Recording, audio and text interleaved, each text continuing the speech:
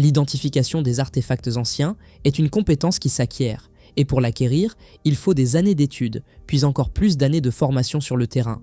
Même alors, cependant, vous vous retrouverez souvent confronté à des difficultés pour identifier les choses que vous examinez. Il n'y a tout simplement pas de bonne explication rationnelle pour certaines des choses que vous verrez dans cette vidéo, mais nous essaierons de vous en fournir une quand même. De nos jours, si vous voulez créer un globe ou une carte du monde, il vous suffit de consulter des images prises depuis l'espace, ou des images prises par des avions ou des drones si vous souhaitez inclure des détails plus fins. Il y a des centaines d'années, cela n'était pas possible, et l'apparence du monde sur un globe pouvait donc différer considérablement de l'apparence du monde sur un autre. Dans cet esprit, nous pensons que ce pourrait être l'un des tout premiers globes du Nouveau Monde, c'est-à-dire une carte du monde créée après la découverte du continent américain. Cela en fait un artefact très spécial, mais deux autres points le rendent encore plus fascinant. Le premier est que nous n'avons aucune idée de qui l'a créé. Le second est qu'il a été soigneusement gravé sur la coquille d'un œuf d'autruche. Comme c'était le cas avec de nombreuses cartes du monde de l'époque, des monstres ont été dessinés dans la mer, peut-être basés sur les histoires fantaisistes de marins revenant de longs voyages. Il y a même des rumeurs selon lesquelles le globe aurait été fabriqué dans l'atelier du maître italien Léonard de Vinci au début des 1500, bien que sans aucune preuve à l'appui, nous ne puissions confirmer cette histoire. Nous allons parler de momies, mais pas du genre égyptien auquel vous pensez probablement. Au lieu de cela, examinons quelques momies nord-américaines. Ces restes humains incroyablement bien conservés proviennent de Nuuk, au Groenland, et sont connus sous le nom de momies de Kilikistok. Elles sont un peu troublantes à regarder, et nous imaginons qu'elles ont dû être encore plus troublantes pour les frères qui les ont trouvées lorsqu'ils sont allés chasser la perdrix un jour en 1972. On pense que les frères ont été les premières personnes depuis des années à entrer dans le village inuit abandonné de Kilikistok. Et c'est là qu'ils ont trouvé les 8 corps humains enterrés sous un tas de pierres. Il est très peu probable que ceux qui les ont enterrés aient eu l'intention de les momifier. Cela s'est produit automatiquement en raison du climat glacial du Groenland. Des experts ont été rapidement convoqués sur le site où ils ont confirmé que les frères avaient trouvé les restes de 6 femmes adultes et de 2 enfants, tous ayant péri ensemble vers l'an 1475. Tous étaient couverts de tatouages qui couvraient même leur visage. La raison de leur décès est inconnue, mais de manière quelque peu macabre, il semble que le plus jeune enfant ait pu être enterré vivant. Vous pouvez trouver toutes sortes de choses étranges dans le désert. À ce sujet, rencontrez Ada, le squelette de 6 pouces de haut du désert d'Atacama, que certaines personnes croient être le corps d'un minuscule extraterrestre. Pour rendre les choses encore plus effrayantes, le squelette a été trouvé dans le cimetière d'une ville déserte appelée Lanoraya. Les tests effectués sur le squelette ont révélé qu'il a moins de 100 ans, mais jusqu'à présent, nous n'avons pas pu dire de manière concluante qui ou d'où il venait. Les scientifiques, à la recherche d'une explication rationnelle, ont essayé de le considérer comme un fœtus humain non viable, mais cela n'expliquerait pas l'étrange crâne du corps. Une autre théorie est qu'il s'agit du corps d'un humain souffrant de nanisme chronique, mais le plus petit humain vivant jamais enregistré était 4 fois plus grand que cela. Des chercheurs de l'université de Stanford ont eu 6 mois entiers pour étudier le corps en 2003, mais même après tout ce temps, ils n'ont pas pu trouver d'explication satisfaisante à son existence. Ce n'est certainement pas un canular, mais nous ne saurons peut-être jamais à quelle espèce ou race la petite Ada appartenait.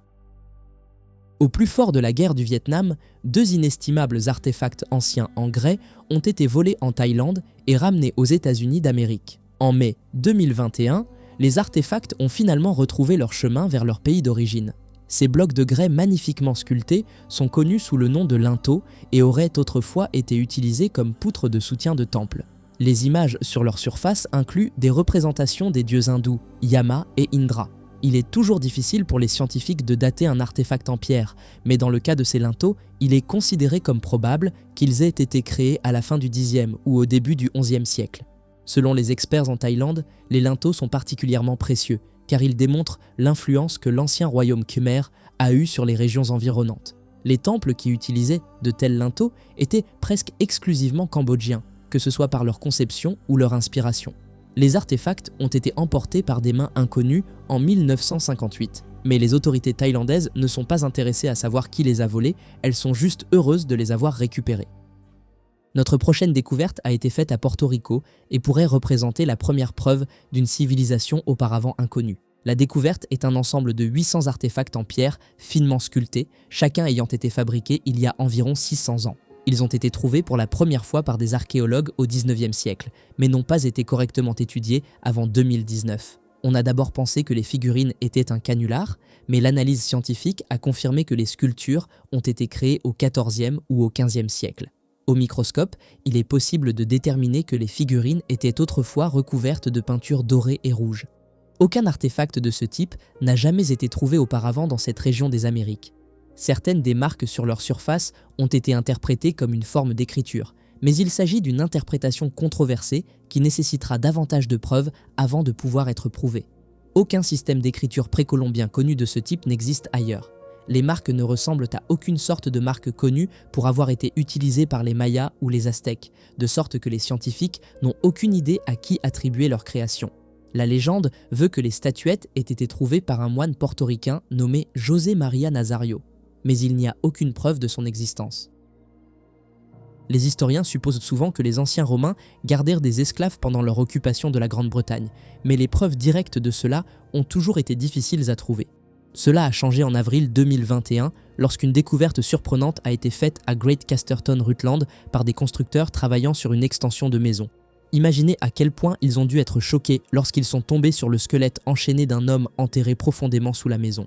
L'infortuné individu a été enterré dans un fossé avec des fers en fer attachés à ses chevilles. C'est le seul exemple connu de l'époque romaine d'une personne enterrée de cette manière. Les archéologues ont pu utiliser la datation au radiocarbone pour démontrer qu'il a été enterré quelque part entre le 3e et le 4e siècle. On pense que les entraves étaient généralement retirées des personnes asservies avant l'inhumation afin qu'elles puissent être réutilisées, donc cet homme a dû faire quelque chose de très inhabituel pour justifier d'être enterré avec les siennes. C'est peut-être une punition symbolique pour quelque chose qu'il a fait de son vivant, visant à s'assurer qu'il restait enchaîné dans l'au-delà. D'un autre côté, ce n'est peut-être pas ce qu'il semble être. Quelques manuscrits romains anciens affirmèrent que les morts étaient parfois enchaînés pour s'assurer qu'ils ne se relèveraient de pas pour tourmenter les vivants. Il est donc possible que ce soit la preuve de cette pratique plutôt que de quoi que ce soit lié à l'esclavage. La boxe existe en tant que sport depuis presque aussi longtemps que les humains marchent sur Terre. Il semble qu'il y ait toujours eu des athlètes désireux de se battre pour la suprématie et qu'il y ait toujours eu des foules désireuses de les encourager. Les premières références que nous avons à la boxe en tant que sport remontent à 3000 ans, à l'Égypte ancienne, mais une découverte récente en Northumbrie, en Angleterre, a prouvé que les anciens Romains étaient aussi des fans de la noble science. Trouvés au fort romain de Vindolanda, dans la région, ces deux grumeaux de cuir sont des gants de boxe primitifs, et ils ont environ 1900 ans. Bien que nous sachions que les Romains aimèrent la boxe, ce sont les deux seuls gants survivants qui aient jamais été trouvés. On pense que différentes unités de l'armée romaine s'affrontèrent dans des matchs de boxe pour le droit de se vanter et la suprématie. Bien qu'il fût également connu que leurs amis aimaient parier sur l'issue des compétitions. Cette paire particulière était bien usée et aimée. Son propriétaire les a suffisamment appréciés pour les réparer plutôt que de les jeter. Les archéologues ont l'habitude de trouver des poteaux et des vases en forme d'animaux à l'intérieur des anciennes tombes chinoises. Mais cette poterie en forme de cygne est venue avec une énigme que les experts n'ont pas encore résolue. La poterie, auparavant intacte, contient un liquide vieux de 2000 ans et nous n'avons actuellement aucune idée de ce qu'est ce fluide. La découverte est arrivée presque par accident. Elle s'est produite lorsque des ouvriers du bâtiment à San Mexia, dans la province du Henan, sont tombés sur une tombe auparavant inconnue et ont appelé les experts pour y regarder de plus près. En plus de la poterie en forme de cygne, ils ont également trouvé un casque en bronze, une épée en fer et une épée de cérémonie en jade. Il s'agissait donc probablement de la dernière demeure d'un soldat ou d'un guerrier. La poterie, cependant, est quelque peu incongrue avec le reste des découvertes. C'est la seule poterie en bronze jamais trouvée dans cette partie de la Chine. Et cela, associé au fait qu'elle contient un liquide non identifiable, a rendu les archéologues très enthousiastes. Le fluide, dont il y avait environ 3000 ml, a été décrit comme étant brun jaunâtre et contenant des impuretés. Il pourrait s'agir de n'importe quoi, du vin ancien à l'élixir de vie chinois légendaire étant recherché. Kari-Sokta, mieux connue dans le monde sous le nom de la ville brûlée, est l'une des plus anciennes colonies d'Iran. C'est aussi de loin la plus grande, et certainement la plus mystérieuse. La ville brûlée est maintenant un site du patrimoine mondial de l'UNESCO, mais même les personnes qui lui ont accordé ce statut élevé ne comprennent pas vraiment l'histoire de la ville. Elle a été abandonnée soudainement pour des raisons inconnues il y a un peu moins de 4400 ans, ses habitants laissant très peu de choses pour que nous nous souvenions d'eux. Les archéologues fouillent Kari-Sokta depuis des années et en décembre 2021, ils ont trouvé une collection de figurines représentant des humains et des animaux. La plupart des figurines ressemblent à des vaches, mais il y a quelque chose d'étrange dans les figures humaines. Les hommes sont toujours représentés debout et les femmes sont toujours représentées assises. Cela pourrait suggérer que les femmes étaient soumises aux hommes dans cette société, ou cela pourrait suggérer que les femmes étaient assises sur le trône et que les hommes se tenaient à leur côté pour les servir. Nous ne savons tout simplement pas assez de choses sur la ville brûlée pour le dire dans un sens ou dans l'autre. Seulement environ 4% de la vieille ville a été entièrement fouillée en 2022, alors peut-être que les réponses se trouvent dans les 96% restants.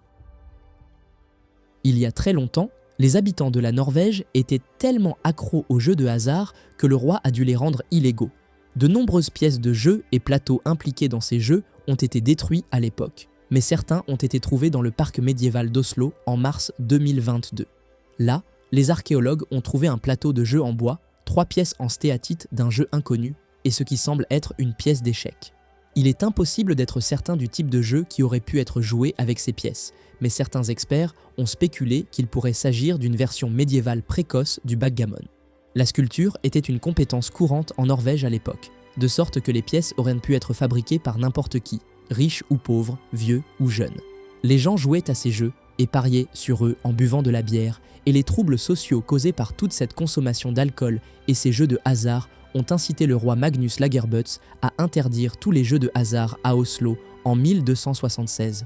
Les scientifiques pensent que le jeu était si répandu à l'époque que les joueurs auraient même pu être accros au coup de dopamine qui accompagnait la victoire. C'est pourquoi ces artefacts ont été décrits dans la presse comme les pièces de jeu de toxicomanes norvégiens. Il est évident que le puits de Santa Cristina à Pollilitano, en Italie, était un site énormément important pour les personnes qui l'ont construit. Nous ne savons tout simplement pas pourquoi il était si important. Il est trop décoratif et élaboré pour avoir été un simple puits, mais nous ne pouvons pas déterminer quelles auraient pu être ses autres fonctions. Nous ne connaissons même pas son vrai nom. Nous l'appelons le puits de Santa Cristina uniquement à cause de l'église voisine. Mais le puits a été construit bien plus longtemps auparavant. Il a environ 3200 ans et a très probablement été construit par la civilisation nuragique, qui considérait autrefois la Sardaigne comme la leur. Malheureusement, le peuple nuragique n'avait pas de langue écrite. Il est donc un peu difficile de comprendre leurs monuments anciens. Le puits est entouré de bâtiments qui auraient pu être des habitations, avec un point de rencontre central, mais nous ne pouvons pas le savoir avec certitude. Le fond du puits est accessible par un escalier en pierre magnifiquement construit, et il y a un espace au fond qui aurait pu être un lieu de rituel, mais nous ne pouvons pas le dire avec certitude non plus. C'est une énigme, mais c'est une très belle énigme. Pourquoi tant de cultures à travers le monde, y compris certaines qui existent encore aujourd'hui, croyaient-elles en l'existence d'hommes lézards tout-puissants? Les plus anciennes représentations connues de ces lézards humanoïdes proviennent de Tel al-Ubaid en Irak, où des archéologues ont découvert une collection de sculptures de lézards vieilles de 7000 ans au début du XXe siècle. Notre difficulté à comprendre leur signification est liée à notre manque de connaissances sur la culture d'Ubaid.